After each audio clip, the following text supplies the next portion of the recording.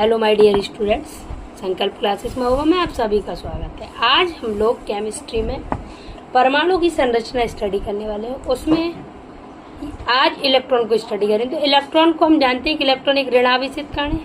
Electron की द्वैतीय प्रकृति होती है, यानी द्वैतीय प्रकृति का मतलब है ड्यूल नेचर से, यानी वो कण की भांति भी बिहेव करता है और तरंग की भांति भी बिहेव करता है। ओके, तो इसे हमने परमाणु मॉडलों के द्वारा व्याख्या की। फिर एक ग्रेट साइंटिस्ट आए, उनका नाम था हाइजेनबर्ग। हाइजेनबर्ग ने अपनी अब ये देखें तो हाइजेनबर्ग ने अपनी अनिश्चितता का सिद्धांत दिया। तो इलेक्ट्रॉन की उनने या तो इलेक्ट्रॉन गतिशील अवस्था में हो या स्थिर अवस्था में, ठीक है, अति सूक्ष्म। अब उन्होंने कहा कि किसी गतिशील अति सूक्ष्म कण की स्थिति, क्या कहा उन्होंने, किसी गतिशील यानी या तो वो गति कर रहा होगा, गतिशील अति सूक्ष्म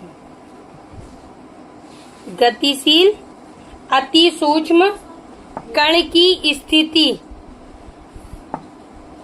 की स्थिति और वेग, जब चल रहा होगा तो वेग होगा ना, तो स्थिति और वेग दोनों का एक साथ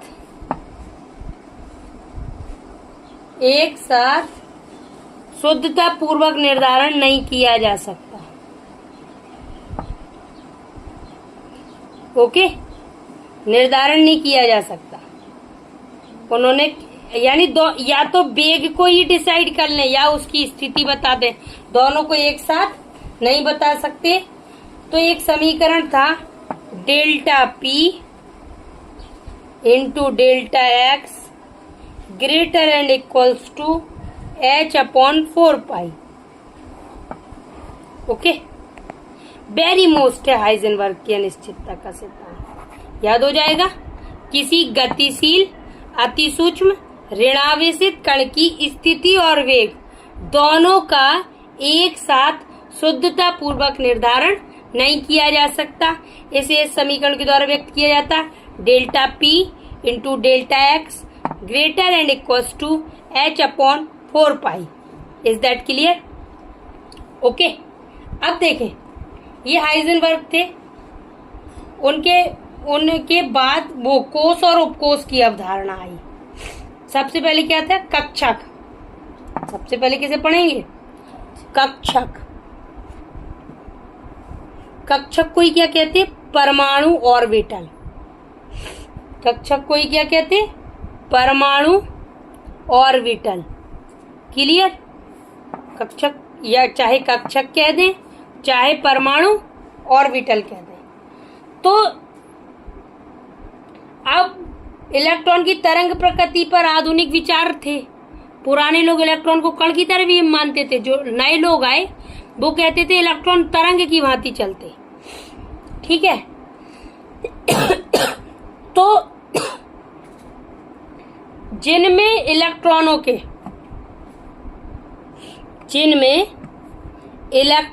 के पाए जाने की प्रायिकता या संभावना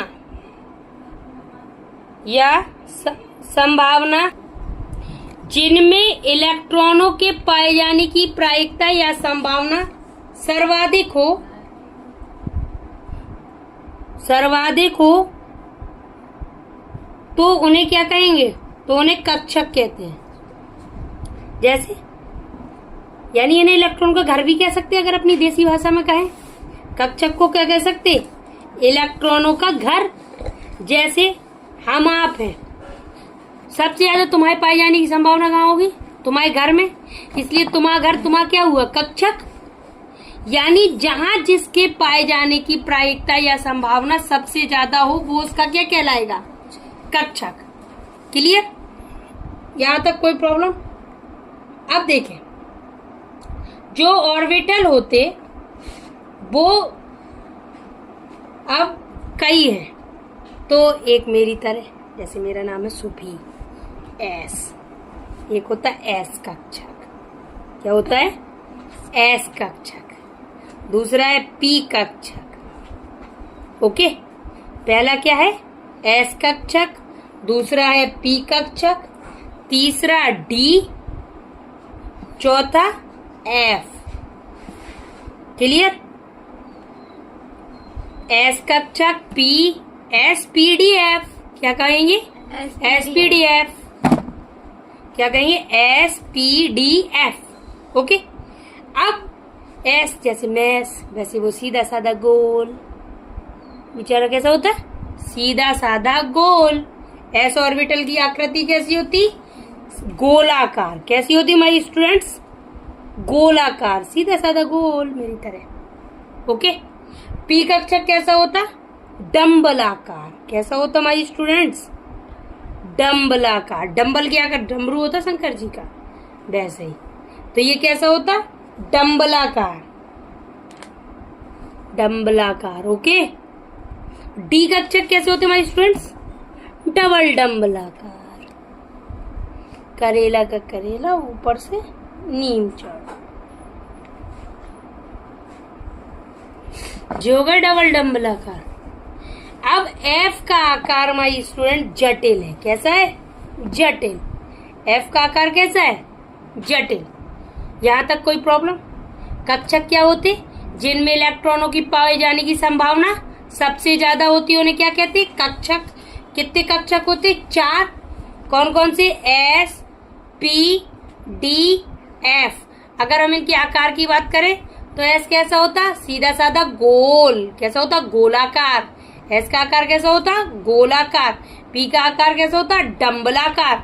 और डी का आकार कैसा होता? डबल डम्बलाकार। यहां तक अगर आपको कोई डाउट हो तो आप कमेंट करके पूछ सकते हैं। ओके, अब आगे कंटिन्यू करें। अब हम लोग कोष और उपकोष की बात करें। किन की बातें करेंगे?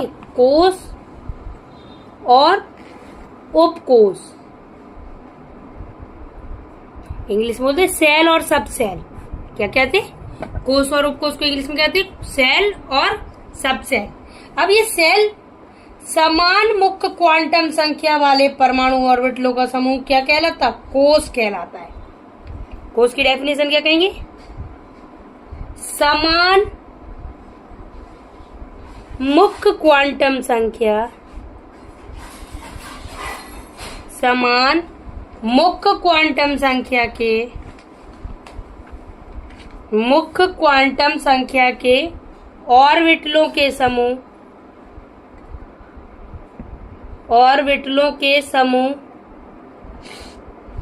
कोष कहलाते हैं। क्या कहलाते हैं? कोष। क्लियर? इधर उधर किसी को कोई प्रॉब्लम नहीं? कोष क्या होते? समान मुख्य क्वांटम संख्या के ऑर्बिटलों के समूह कोष कहलाते हैं। ओके, अब देखें, और जिनकी, अब देखें क्वांटम संख्या कितनी होती? किसी को पता है? क्वांटम संख्या पढ़ी? 4। कितनी होती? कौन कौन सी? मुख्य क्वांटम संख्या, दिगंशी क्वांटम संख्या, चक्रण क्वांटम संख्या और चुंबकीय क्वांटम संख्या। 4 है। तो यानी उनको भी संकेतों के द्वारा व्यक्त करते हैं, क्वांटम संख्याओं को भी, जैसे एन, एल, एम। किससे व्यक्त करते? एन, ठीक, एल, एम और एस। ये 4 क्वांटम, अरे ये मुख्य क्वांटम संख्या, मेन क्वांटम नंबर, और ये एल क्वांटम संख्या, एम मैग्नेटिक क्वांटम संख्या, s spin quantum, sp, n, l, m. ठीक, यानी ये स्पिन चक्रण को बताती। तो यानी इनके चक्रण के 2 ही संभव हैं, या तो क्लॉकवाइज घूमेगा इलेक्ट्रॉन या एंटी क्लॉकवाइज। इसके अलावा कोई और हो नहीं सकता। यानी अगर क्लॉकवाइज घूम रहा तो प्लस कह देंगे, एंटी क्लॉकवाइज घूम रहा तो माइनस कह देंगे। क्लियर?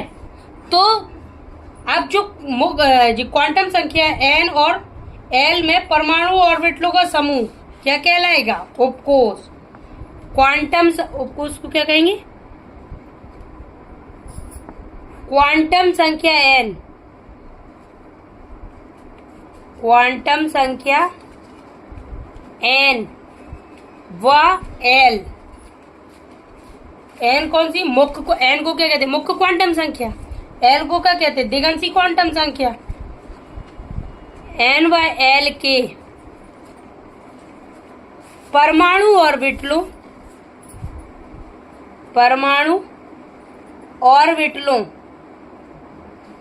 का समूह उपकोष कहलाता है। क्या कहलाता है? उपकोष। क्लियर? क्या कहलाता है? उपकोष कहलाता है। अब जो इनके दिगंशी क्वांटम संख्या एल के, इनके जैसे एन को किससे व्यक्त करते? अगर एन का मान 1 2 3 4 है, ठीक, तो इनके क्या होंगे? अब 0 1 2 3 4 लिखे तो 0 को S P D F क्या हो जाएंगे? S P, 0 को S, 1 को P, 2 को D, 3 को F, S P D F कह दिया। अब ऑर्बिटलों के कोष को किससे व्यक्त करते? जो तो उपकोष है। कोष को कैसे व्यक्त करते? कोष को करते K L, किससे व्यक्त करते? K L M N dot dot. जितने कोष हो वैसे नाम देते जाएंगे आगे अल्फाबेटिकली। पहले K, फिर L, फिर N, फिर N। अगर और भी हो तो N के बाद क्या आएगा? O P, आगे बढ़ते चले जाएंगे। अगर हैं कोष हैं तो बढ़ाते चले जाओ। हम लोग अभी छोटी क्लास में पढ़ते इसलिए छोटा छोटा पढ़ रहे।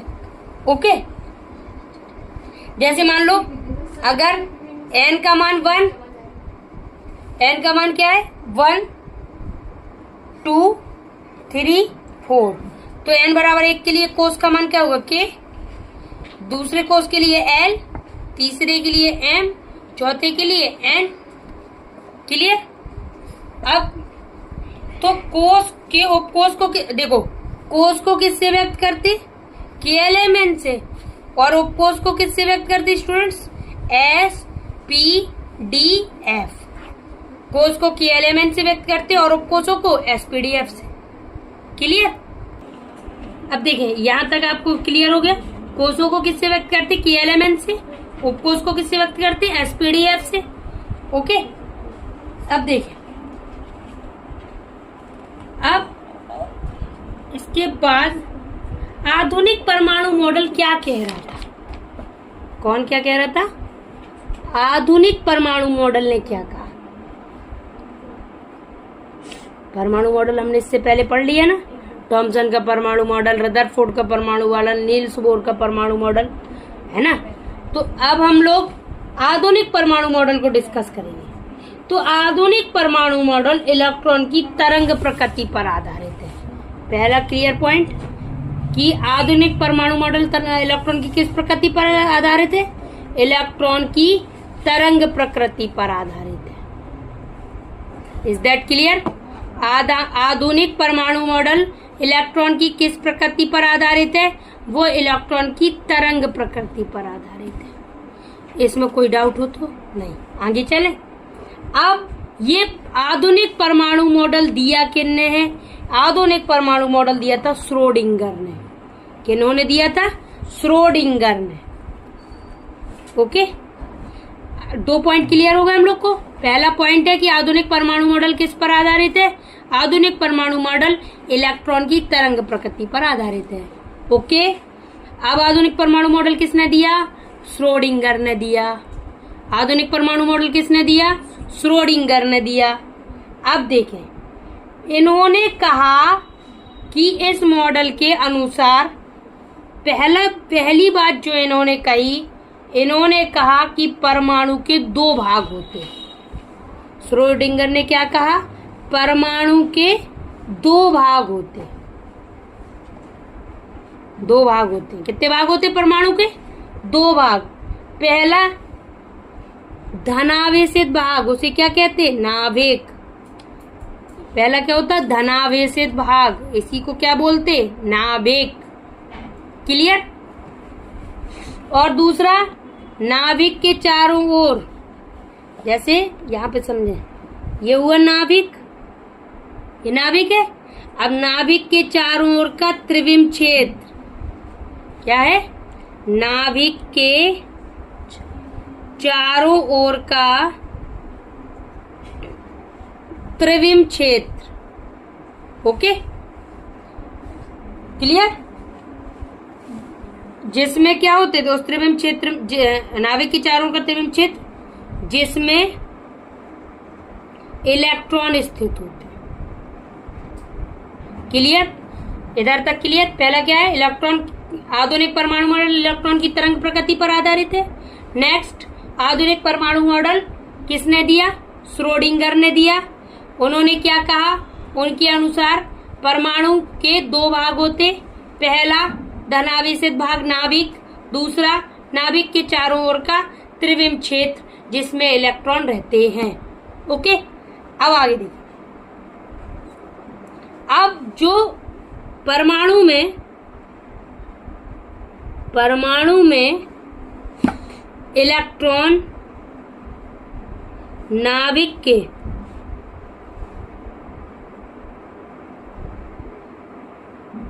के बाहर विभिन्न आकार,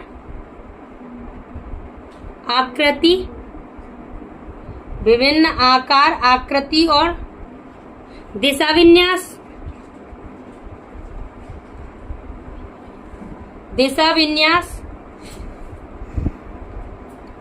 के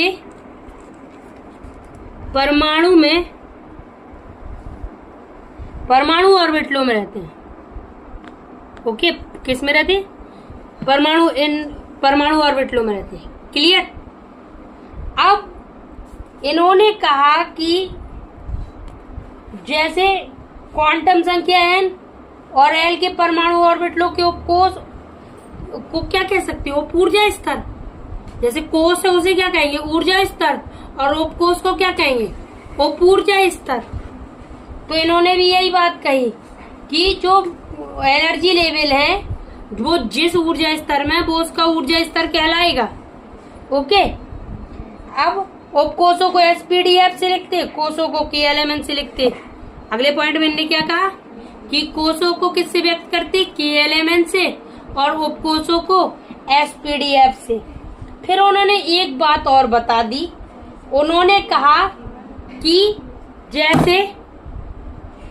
उन्होंने कहा जैसे उपकोष कौन कौन है? एस, पी, डी और एफ। तो एस का केवल एक उपकोष है। एस के कितने उपकोष? एक। पी के कितने उपकोष हैं? 3। कितने हैं? 3। ठीक। डी के कितने उपकोष हैं? एस का 1, पी के 3, डी के 5। डी के कितने उपकोष हैं? 5 उपकोष। 1 2 3 4, एक हो गया 5। डी के कितने उपकोष होंगे? 5। एस के कितने उपकोष हैं? 1। पी के कितने हैं? 3। डी के कितने हैं? 5। और एफ के कितने हैं? 7। एफ में कितने उपकोष होंगे? 7। 1 2 3 4 5 6। 1 2 3 4 5 6 7 हो गए। अब ये उपकोष हो गए। एस में कितने उपकोष होते? 1। पी में 3, डी में 5, एफ में 7। ये उपकोषों की संख्या है। यहीं पे हम अधिकतम इलेक्ट्रॉन समझ ले रहे हैं। एस उपकोष में अधिकतम 2 इलेक्ट्रॉन रह सकते। पी में कितने रहेंगे? जब 3 घर हैं तो 6 इलेक्ट्रॉन रह पाएंगे। पी में अधिकतम वो कितने इलेक्ट्रॉन रहेंगे? 6। डी में 10। अधिकतम इलेक्ट्रॉन डी में कितने रहेंगे? 10। और एफ में अधिकतम इलेक्ट्रॉनों की संख्या कितनी होगी? 14 14। क्लियर? एस में अधिकतम इलेक्ट्रॉन कितने होंगे? 2। एस में अधिकतम इलेक्ट्रॉन 2। पी में अधिकतम इलेक्ट्रॉन 6। डी में अधिकतम इलेक्ट्रॉन 10। एफ में अधिकतम इलेक्ट्रॉन 14 14। क्लियर? अब तो ये यहां तक समझ में आ गया। अगर मान लीजिए हमारे पास के कोष है, ये पॉइंट सी है आधुनिक परमाणु मॉडल की। ओके, अब देखें, जैसे हमने कोषों को केएलएमएन से व्यक्त किया, तो इन्हें 1 2 3 4 मतलब अगर मान लो संकेताक्षर से क्या व्यक्त किया KNMN, अगर तो फिर अगर मान लो गिनती में लिख रहे तो इसका लिखे 1 2 3 और ये पूरे 4। क्लियर। तो इनमें क्या होगा, अगर K का मान 1 है तो इसके उपकोष मतलब 1 ही होगा। L के उपकोष कितने होंगे 2, M के कितने होंगे 3 और D के कितने N के कितने होंगे 4। क्लियर। बस इनका डायरेक्शन अभी चेंज हो जाएगा। ओके। अब ये आधुनिक परमाणु मॉडल ही है। इधरी पे क्या होता पता तुम्हें, नोड की बात कर ले। किसकी बात कर ले यहीं पे हम लोग, नोड। नोड क्या होता, तो ये मतलब एक ऐसा पॉइंट है, इंपॉर्टेंट है कि परमाणु ऑर्बिटल का वह क्षेत्र, क्या कहेंगे, परमाणु ऑर्बिटल का वह क्षेत्र, परमाणु ऑर्बिटल का वह क्षेत्र जहां इलेक्ट्रॉन घनत्व शून्य होता है, जहां इलेक्ट्रॉन घनत्व शून्य होता है। यानी इलेक्ट्रॉन घनत्व शून्य होने का मतलब क्या है कि ये इलेक्ट्रॉनों के पाए जाने की प्रायिकता क्या होगी, वहां शून्य होगी। तो उस क्षेत्र को ये क्या कहते हैं, नोड। क्या बोलते, नोड। ओके। यदि आपको यहाँ तक अच्छा लगा हो, समझ में आया हो, तो ज्यादा से ज्यादा लाइक करें, सब्सक्राइब करें, शेयर करें। Thank you for